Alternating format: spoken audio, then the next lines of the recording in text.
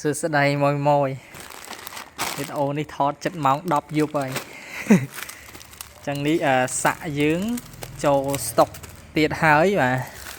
ចឹងសាក់គោយើងមានច្រើនបាទ50គូជាងសម្រាប់មួយលោកគ្រូអ្នកគ្រូដែលបញ្ញាប់តនកម្មវិធីអីគេអាចតម្លាក់មកបាទវាលុយដាក់អីវ៉ាន់ទៅហ្មងគឺមានភ្លាមអត់ចាំទេ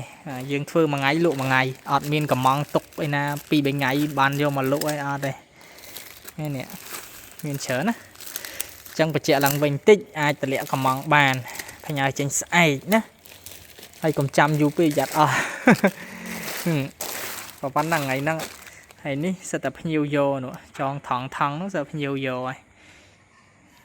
ហើយតាក់ទង logo នេះមួយថង100គ្រាប់$80ហើយ1រៀលយក10គ្រាប់ឡើង19កាក់ប្រើម្ជុល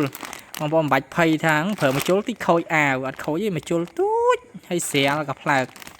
វាអត់ដូច logo ដៃទេ logo ដៃធ្ងន់ណានេះ logo ដៃហើយ logo ដៃនេះបញ្ជាក់ឡើងវិញថាអស់ហើយញូកក់យកអស់ហើយនេះនៅសល់គំរូមួយឯងខាងក្រោយឆក់នេះស្អាតណាមកក្រប$4កន្លះអែមហួសអានេះមួយតែ1រៀលទេ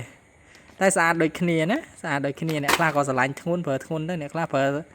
ស្រឡាញ់ស្រាលប្រើស្រាលតាមចិត្តតាមបេះដូងណាតានេះបញ្ជាក់ឡើងវិញអស់ហើយនេះអាមុខរឹងនេះ